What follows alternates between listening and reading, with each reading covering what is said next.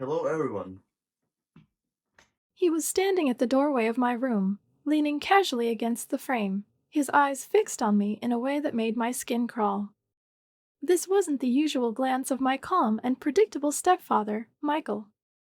No, this look was different, intense, deliberate, and far too personal. Something about it made me freeze, my heart racing like I'd just been caught doing something wrong, though I wasn't sure what. "Everything okay?" I asked, keeping my voice steady, though every instinct in me screamed to get out of that room. He didn't answer right away. His gaze lingered for a moment too long before he finally spoke, his voice low, almost thoughtful.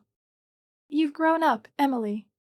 The words hung in the air, heavy and awkward. It wasn't what he said, it was how he said it. Like he was seeing me for the first time, not as his stepdaughter, but as something else. I swallowed hard, trying to ignore the knot forming in my stomach. Thanks, I guess." I mumbled, unsure how to respond. But he didn't move. He stayed there, watching me with that same unsettling intensity. I wanted to tell him to leave, to end this weird moment, but something held me back. Maybe it was the curiosity. Maybe it was the fear of what might happen if I didn't play along. Either way, I stayed silent, hoping he'd get the hint and walk away. But he didn't. Instead, he stepped into the room, closing the door softly behind him. My pulse quickened. Something about the way he moved, slow and deliberate, made it impossible to look away. It was like watching a storm roll in and terrifying, but you just couldn't tear your eyes from it. "You know," he began, his tone calm but carrying an edge I didn't quite recognize. "We never really talk. Just you and me." I forced a nervous laugh, hoping to break the tension. "Yeah, well, I guess we don't have much to talk about." He smiled faintly, but there was something off about it. "Maybe we should change that." I didn't know what he meant by that, but I wasn't sure I wanted to find out. Still, I couldn't bring myself to tell him to leave. Part of me was curious, wondering where this conversation was heading. And another part of me, one I didn't want to acknowledge, felt something else entirely. Something I didn't dare name. "Right, well, it's getting late," I said, hoping that would be enough to end this conversation. "I should probably get some sleep." But he didn't budge. Instead, he took another step closer. "Emily, do I make you uncomfortable?" My breath caught in my throat. What was I supposed to say? Yes? No? Pretend this was all perfectly normal? I forced myself to meet his gaze, even though every fiber of my being screamed at me to look away. "No, it's fine," I lied, my voice barely more than a whisper. He studied me for a moment longer, like he was trying to read my mind. Then, finally, he nodded and turned toward the door. Relief flooded through me as I watched him reach for the handle. But just before he left, he glanced back over his shoulder, his eyes locking with mine one last time. "Good night, Emily. Sweet dreams." And with that, he was gone. I sat there in the silence, my heart still pounding in my chest. What the hell had just happened? I didn't know. But something about that moment felt significant. Like it was just the beginning of something far more complicated. And deep down, I knew, I could feel it in my bones, that things were only going to get more intense from here. And trust me, they did. What happened after that night changed everything. You think this is strange? Oh, it gets so much crazier. If you're still here, don't even think about leaving, because things are about to get seriously wild. After that conversation, I tried to pretend like nothing had happened. But something definitely had. Michael started showing up around me more often, his eyes lingering a bit longer each time. It wasn't overtly obvious, but I could feel it every time we were alone. There was this invisible tension hanging in the air, something I couldn't quite define but knew wasn't right. At first, I thought it was just me overthinking things. Maybe I was being paranoid, reading too much into a single awkward moment. After all, nothing really happened, right? But as days passed, I noticed subtle changes in his behavior. He seemed more present. He found reasons to be near me, whether it was during dinner, in the living room, or even just passing by in the hallway. And the worst part? I started noticing my own reaction to it. I would catch myself holding my breath when he was close. My heart would race whenever his gaze lingered a second too long. I hated that I felt this way, hated the confusion swirling in my mind. I kept telling myself it was nothing, that I was imagining things, but deep down, I knew better. One evening, when my mom was away on another business trip, Michael found a new excuse to keep me around. "Emily, could you help me clean up the garage?" he asked casually, standing in the doorway of the kitchen as I finished putting away the dishes. I hesitated for a moment. I knew this was just an excuse to be alone with me, but refusing would only make things weirder. So, reluctantly, I nodded. Sure. The garage was dimly lit, with only a single bulb hanging from the ceiling, casting long shadows over the cluttered space. We worked in silence for a while, the sound of boxes being shifted and tools clattering against metal filling the air. But the tension was palpable. It hung between us like a thick fog, making it hard to breathe. Finally, Michael broke the silence. His voice was calm, almost too casual. "You know, you're not a kid anymore. I can talk to you like an adult now." I froze for a second, caught off guard by his words. I didn't know how to respond, so I just gave a small, awkward nod and continued moving boxes. But his words stuck in my mind, replaying over and over again. What did he mean by that? Was it just an innocent comment, or something more? "Emily," he said after a long pause, and I felt my pulse quicken. "It's nice having someone around who actually listens." I forced a smile, hoping to end the conversation. "Yeah, well, it's just the two of us right now, so I guess that makes it easy." He didn't respond immediately. Instead, he stepped a little closer, just enough for me to notice. My hands tightened around the box I was holding, every muscle in my body tense. "You know you can talk to me about anything, right?" His voice was softer now, almost intimate. Yeah. Sure," I said quickly, avoiding his gaze. "I think we've cleaned enough for today." Without waiting for his response, I turned and walked out of the garage, my heart pounding in my chest. I didn't look back, didn't give him a chance to say anything else. I just needed to get out of there. That night, I lay in bed, staring at the ceiling, trying to make sense of everything. What was happening? Why was Michael acting so strange? Or, more importantly, why was I reacting this way? I hated the fact that I couldn't stop thinking about it. About him. About the way he looked at me. "No," I whispered to myself, shaking my head as if that could erase the thoughts. "This is wrong. I'm just imagining things." But deep down, I knew I wasn't imagining anything. Something had shifted between us, and no matter how much I tried to ignore it, it wasn't going away. The next day, things felt almost normal again. Michael acted as if nothing had happened, casually making breakfast while I sat at the table scrolling through my phone. For a brief moment, I allowed myself to believe that maybe it really was just in my head. Maybe I had overreacted. But that hope was short-lived. Later that afternoon, while I was in the living room watching TV, Michael walked in and sat down beside me. Not across the room, not on the other end of the couch, right next to me. Close enough that our arms nearly brushed against each other. I tried to focus on the show, pretending not to notice his proximity. But it was impossible to ignore the way my body tensed, the way my heart raced just from him being so close. "What are you watching?" he asked, leaning slightly toward me. "Just some random show," I replied, keeping my eyes glued to the screen. Out of the corner of my eye, I saw him glance at me, a faint smile playing on his lips. "You always liked watching shows like this when you were younger. You'd sit right here on this couch, wrapped up in a blanket, completely lost in whatever was on the screen." I forced a laugh. "Yeah, I guess I haven't changed much." But something in his tone made my stomach twist. It wasn't just a nostalgic comment, it felt like something more. Like he was remembering those moments in a way I hadn't expected. Over the next few days, the tension only grew. Michael continued finding excuses to be near me, to talk to me. And each time, I felt that same mix of anxiety and something else.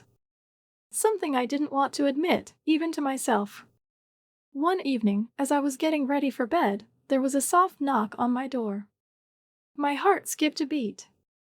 I knew who it was before I even opened it. "Hey," Michael said, standing in the hallway, his expression unreadable. "I just wanted to say goodnight."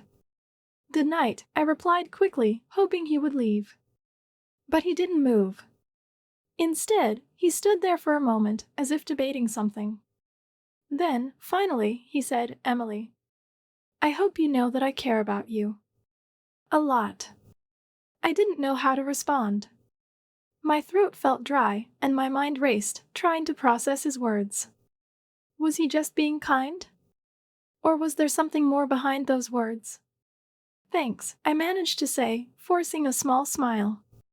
"I care about you too." His eyes lingered on mine for a second longer before he finally nodded and turned to leave. But as I closed the door behind him, I couldn't shake the feeling that this was far from over. And deep down, I knew things were only going to get more complicated from here. If you think this was intense, trust me, it's just the beginning. What happened next took everything to a whole new level, and nothing could have prepared me for it. One evening, when Mom left for a business trip, it was just me and Michael alone in the house. I had planned to keep my distance, avoid unnecessary conversations, and just get through the next few days without anything weird happening. But it turned out to be harder than I'd imagined. Dinner that night was quiet, too quiet. The kind of silence that feels heavier with each passing minute. I focused on my plate, barely tasting the food, while Michael sat across from me, eating in the same unnerving silence. Every clink of the fork against the plate seemed amplified in the stillness. When I finally finished, I stood up, intending to retreat to the safety of my room. But before I could take a step, Michael's voice stopped me. "Sit down. Let's talk." There was nothing unusual about the words themselves, but the way he said them made my stomach twist into knots. His tone was calm, almost too calm, but something about it felt off. There was an edge beneath the surface, something I couldn't quite put my finger on. I hesitated for a moment, considering my options. But refusing would only make things more awkward. So, reluctantly, I sat down on the couch, making sure to keep a noticeable distance between us. Michael leaned forward slightly, resting his elbows on his knees, his eyes fixed on mine. I tried to look anywhere but at him, but his gaze was magnetic, pulling me in despite my discomfort. "I see it too, you know," he said after a long pause, his voice low but steady. "See what?" I asked, forcing a casual tone even though my throat felt tight. "This connection. It's more than just a father-daughter thing, isn't it?" His words sent a chill down my spine. My hands clenched into fists on my lap, and for a moment I was too stunned to respond. This was exactly what I had been dreading, exactly what I had been trying to avoid thinking about. "No," I said quickly, standing up so fast I almost knocked over the coffee table. "This is wrong, Michael. Whatever you're thinking, it's wrong." He didn't flinch at my outburst. Instead, he leaned back, his expression calm, almost amused. "You can tell yourself that if it makes you feel better. But you and I both know something's changed." I took a step back, putting more distance between us. My heart was pounding so hard it felt like it might burst out of my chest. "You're imagining things. Nothing's changed. You're my stepfather, and that's all you'll ever be." Michael stood up slowly, his movements deliberate, calculated. He wasn't trying to intimidate me, but his presence filled the room in a way that made it impossible to ignore him. "Emily, I'm not trying to upset you," he said softly, taking a step toward me. I can't pretend this isn't happening anymore." Pretend what isn't happening? I snapped, my voice trembling with a mix of anger and fear. There's nothing to pretend. This is all in your head. He stopped a few feet away from me, giving me just enough space to breathe, but not enough to feel comfortable. You feel it too, don't you? That pull. That tension. I wanted to scream at him, to tell him he was wrong, but the words caught in my throat. Because deep down, in a part of myself I didn't want to acknowledge, I knew he was right. There was something. Something I didn't understand, something I didn't want to be real. But admitting that would only make things worse. I'm going to bed, I said abruptly, turning on my heel and heading for the stairs. This conversation is over. Emily. No. I cut him off, not even bothering to look back. Just leave me alone. That night, I lay in bed, staring at the ceiling, my mind racing with everything that had happened. What the hell was I supposed to do now? I couldn't talk to Mom about it, she'd never believe me. And even if she did, it would destroy our family. But I couldn't just ignore it either. Michael wasn't going to stop. He had made that much clear. I tossed and turned for hours, trying to figure out a solution, but none came. By the time morning rolled around, I was exhausted, both physically and mentally. When I finally dragged myself out of bed, I found Michael in the kitchen, making breakfast as if nothing had happened. He greeted me with a smile, his tone light and cheerful, but I could see the tension in his eyes. Morning, he said, sliding a plate of pancakes onto the table. Hope you're hungry. I didn't respond. Instead, I grabbed a cup of coffee and sat down at the far end of the table, as far from him as possible. We ate in silence, the air between us thick with unspoken words. I'm sorry if I upset you last night, Michael said suddenly, breaking the silence. That wasn't my intention. I glanced at him, surprised by the sincerity in his voice. For a moment, I almost believed him.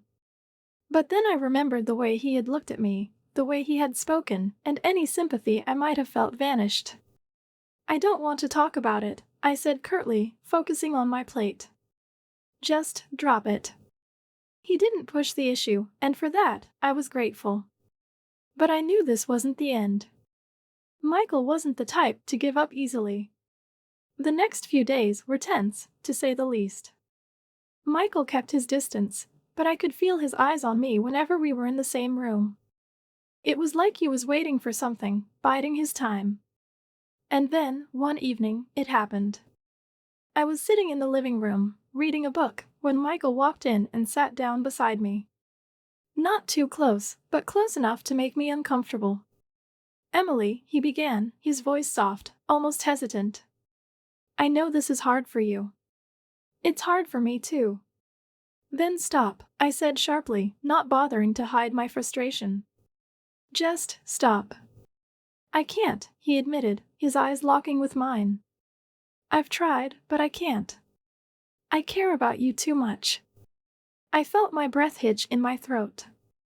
This was exactly what I had feared, exactly what I had been trying to avoid. You're my stepfather, I said quietly, forcing myself to stay calm. This isn't right. It can't happen. I know, he said, his voice filled with genuine regret. But feelings don't always follow the rules. I stood up, putting as much distance between us as possible. I don't want to hear this, Michael. You need to stop. Now.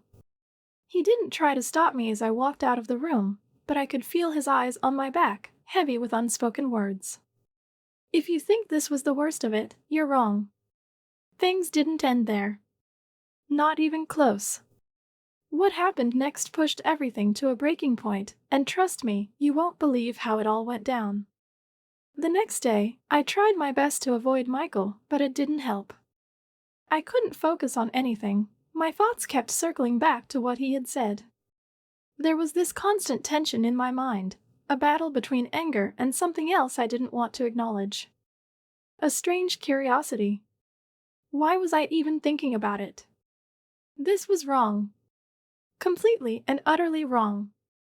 But no matter how hard I tried to push those thoughts away, they kept creeping back in. Evening came too quickly, and with it, the inevitable dinner together. I dreaded it, knowing that things would be awkward again. I wanted to believe that we could just pretend nothing had happened, but deep down, I knew that wasn't going to happen. Michael was calm, quieter than the previous night. We ate mostly in silence, the sound of cutlery clinking against plates filling the room. I kept my eyes down, avoiding his gaze. But I could feel it, he was watching me. Finally, he broke the silence. "Emily, I don't want you to be afraid of me. I want to be honest with you." I swallowed hard, my grip tightening around the fork in my hand. I didn't like where this was heading, but I forced myself to stay calm. "Honest? Honest about what?" I asked, keeping my voice as steady as I could. "About how I feel about you." His words were soft, but they hit me like a punch to the gut. I felt my heart race, my breath hitching in my throat. I didn't know how to respond. Anger, confusion, fear, they all swirled inside me, leaving me speechless. This wasn't happening. It couldn't be happening. You can't say things like that," I managed to whisper after a long pause, my voice trembling despite my best efforts to stay composed. "You're my stepfather. It's not right." "I know it's complicated," he said, his tone still calm, almost gentle. "But feelings don't always follow the rules, do they?" I stood up abruptly, pushing my chair back with a loud scrape against the floor. "I don't want to hear this, Michael. You need to stop." He didn't move, didn't try to stop me. He just watched as I turned and left the room, my heart pounding so hard I could barely think straight. That night, I sat in my room, hugging my knees to my chest, trying to make sense of everything. I hated that this was happening, hated that I felt so confused.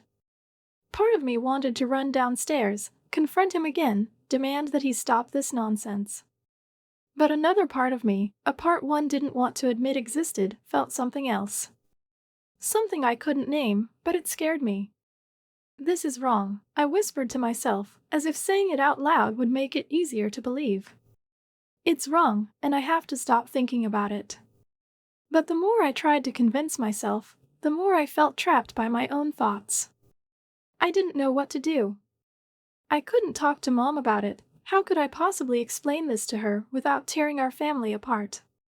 And ignoring it clearly wasn't working.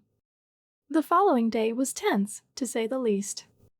I stayed in my room for most of the morning, avoiding Michael as much as I could.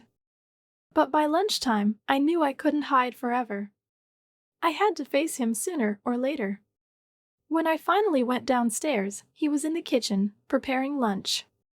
He looked up as I entered, giving me a small smile. "Hungry?" I nodded silently, sitting down at the table. He didn't say anything else, and for a while, we ate in silence. But I could feel the tension building again, the unspoken words hanging in the air between us. After lunch, I decided to go for a walk, hoping that some fresh air would help clear my head. But even as I wandered through the quiet streets, my thoughts kept drifting back to Michael. To his words. To the way he looked at me. I hated this. Hated that he had put me in this position. Hated that a part of me was still thinking about it. When I got back home, it was late afternoon. Michael was sitting in the living room, reading a book. I hesitated in the doorway, debating whether to just head upstairs or join him. Before I could make a decision, he looked up and saw me. "Hey," he said, setting the book down. "How was your walk?" "It was fine," I replied, keeping my tone neutral.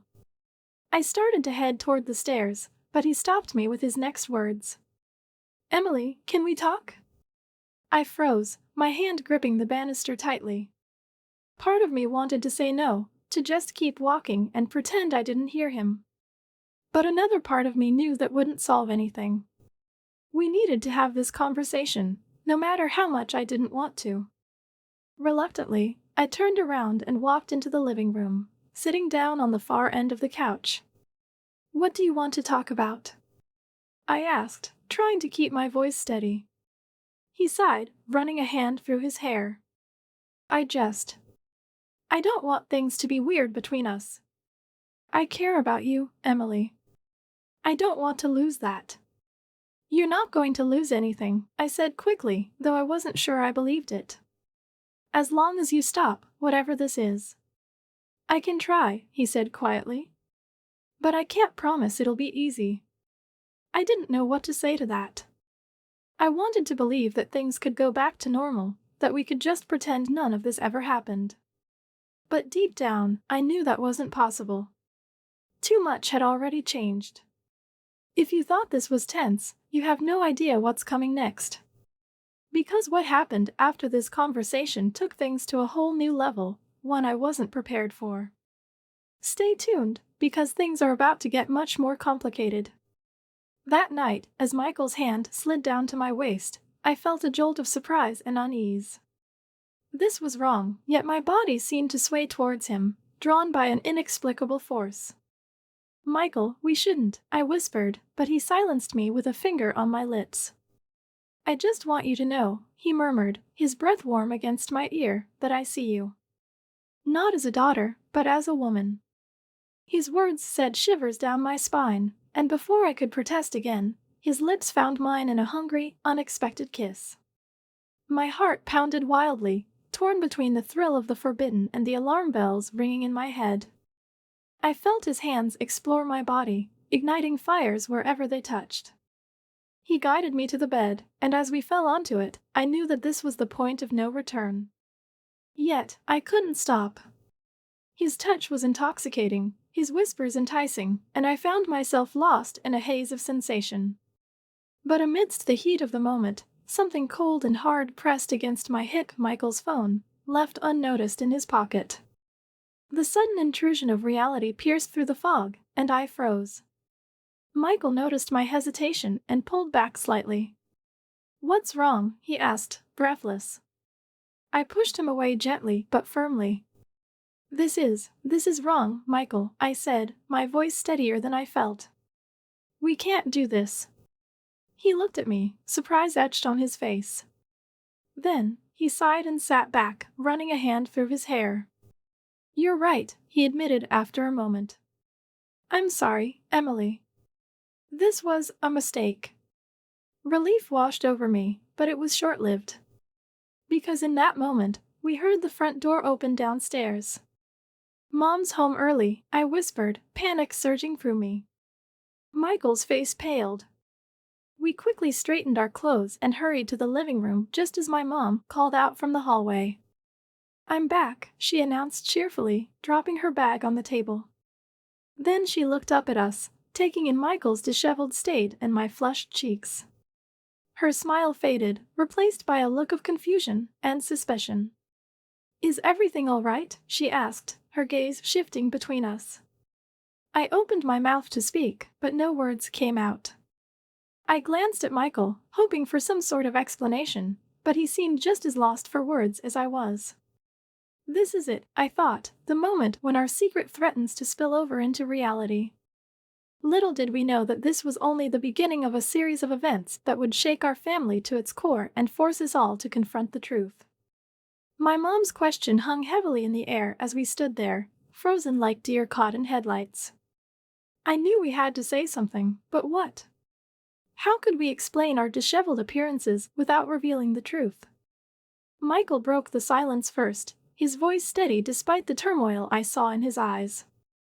"We were just discussing a project for school," he said, gesturing vaguely towards my laptop on the coffee table. Mom raised an eyebrow, clearly not convinced. "At this hour?" she asked, glancing at the clock. I felt the color drain from my face. "Think, Emily." I urged myself silently.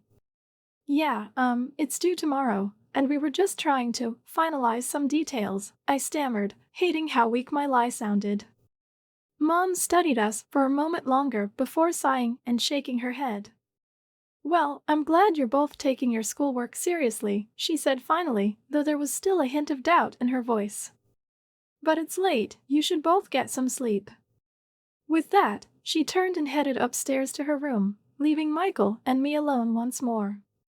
The tension between us was palpable as we stood there in silence for what felt like an eternity. "I'm sorry, Emily," Michael said finally, his voice barely above a whisper. "I never meant for this to happen." I looked at him, feeling a mix of anger, betrayal, and sadness. "Neither did I," replied softly. "But it did, and we can't just ignore it." He nodded slowly, understanding passing between us. We both knew that things could never go back to the way they were before. Something had changed irrevocably, and now we had to find a way to deal with the consequences. The following days were filled with awkward silences and tension-filled meals. Michael tried to maintain some semblance of normalcy, but I could see the struggle in his eyes, the same struggle that I felt within myself. We both knew that what happened between us was wrong, yet neither of us could deny the feelings that lingered beneath the surface. One evening, after another tense dinner, I found myself alone with Michael once more. I took a deep breath, knowing that it was time to address the elephant in the room. "Michael," I began cautiously, "I think we need to talk about what happened." He looked at me, surprise etched on his face. "You want to talk about it?" he asked, as if he had been expecting me to ignore it indefinitely. I nodded. "We can't keep pretending like nothing happened," I said. "It's eating away at us both, and it's not fair to Mom or to us." He sighed, running a hand through his hair. "You're right," he admitted after a moment. "But where do we even start?" I took another deep breath, steeling myself for what I was about to say. "We start by acknowledging that what happened between us was wrong," I said firmly. "And then we figure out how to move forward from there." Michael looked at me, a mixture of pride and sadness in his eyes. "You've grown up so much, Emily," he murmured. "More than you know." I smiled sadly. "Maybe," I replied. "But I still need your help to navigate through this mess we've made." He reached out and took my hand, giving it a gentle squeeze. "We'll figure it out together," he promised. And in that moment, I believed him. Bye.